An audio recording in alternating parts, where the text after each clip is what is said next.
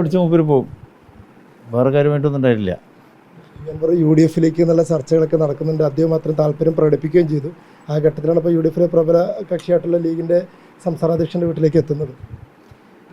അല്ല, അതൊക്കെ രാഷ്ട്രീയമായിട്ടുള്ള കാര്യങ്ങളാണല്ലോ. UDFിലാവുമ്പോൾ UDF വിശദമായിട്ട് ചർച്ച ചെയ്യേണ്ടതുണ്ട്. UDF ആ കാര്യത്തിൽ ചർച്ച ചെയ്ത് തീരുമാനിക്കുകയും ചെയ്യും. ഇപ്പോൾ അയാൾ ഉയർത്തിപ്പിടിക്കുന്ന ആ പ്രശ്നത്തിൽ UDFന് എതിർപ്പൊന്നുമില്ല. കാരണം ഇപ്പോൾ വന നിയമത്തിലെ ഭേദഗതി കുറച്ച് സങ്കീർണമാണ്. അവിടെ ഒരു മനുഷ്യത്വപരമായിട്ട് സമീപനം ഉണ്ടായിരിക്കണം. കാരണം എന്താ വെച്ചാൽ ആ നിയമം നടപ്പി വരുമ്പോൾ സാധാരണക്കാരുടെ ജീവിതത്തിൽ വലിയ പ്രയാസങ്ങൾ ഉണ്ടാക്കുമെന്ന് തോന്നുന്നുണ്ട്. അപ്പോൾ ആ നിലക്കാണ് അൻവർ സമരം നടത്തിയിട്ടുള്ളത്. അപ്പോൾ അയാൾ ഉയർത്തുന്ന ആ പ്രശ്നങ്ങൾ, അപ്പോൾ പുതിയ വന നിയമ ഭേദഗതി അത് സർക്കാർ ഒന്നുകൂടി പുനരാലോചിക്കേണ്ടതുണ്ട്. അതിന് വരുന്ന സങ്കീർണതകൾ അത് പരിഹരിക്കേണ്ടതുണ്ട്. അല്ലെങ്കിൽ അത് സോഷ്യൽ ലൈഫിൽ കുറച്ച് ബുദ്ധിമുട്ടുണ്ടാക്കും എന്ന് ഞങ്ങൾക്ക് തോന്നുന്നുണ്ട്. അത് അദ്ദേഹം മാത്രമല്ല, അത് കേരളത്തിൽ ജനങ്ങൾ മുഴുവൻ ആഗ്രഹിക്കുന്നതാണ്. അടുത്ത അസംബ്ലി തെരഞ്ഞെടുപ്പിൽ UDF അധികാരത്തിൽ വരണം. അപ്പോൾ അതിന് എന്തെല്ലാമാണോ ചെയ്യേണ്ടത് അത് UDF ചെയ്യും. അത് UDFിൻ്റെ കടമയാണല്ലോ.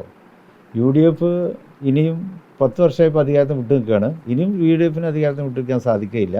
അപ്പോൾ ഈ അധികാരത്തിൽ വരാനുള്ള രാഷ്ട്രീയമായിട്ടുള്ള എല്ലാ കാര്യങ്ങളും UDF തീരുമാനിക്കും.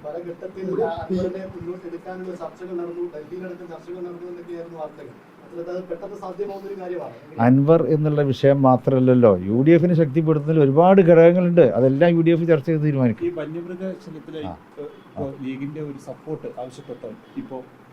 അത് അൻവറിൻ്റെ ആവശ്യം മാത്രമല്ല, അത് ആ ഭാഗത്ത് ജീവിക്കുന്ന ജനങ്ങളുടെ മുഴുവൻ ആവശ്യമാണ്. അതിപ്പം വയനാട് മുതൽ തുടങ്ങുന്നത്, വയനാട് മുതൽ പിന്നെ നമ്മുടെ നിലമ്പൂർ, അതുപോലെ തന്നെ ഇടുക്കി തുടങ്ങി ഹൈറേഞ്ച് മേഖലയിൽ അവിടെയൊക്കെ ഈ വനനിയമത്തിൻ്റെ ബുദ്ധിമുട്ടുണ്ട്.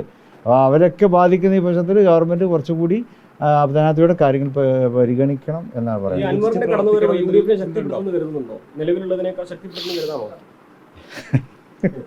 ഞാൻ പറഞ്ഞില്ല, നമ്മുടെ അടുത്ത ഇലക്ഷനിൽ UDFിന് ശക്തിപ്പെടേണ്ടതുണ്ട്. അതിനുള്ള കാര്യങ്ങളൊക്കെ UDF ചെയ്യും.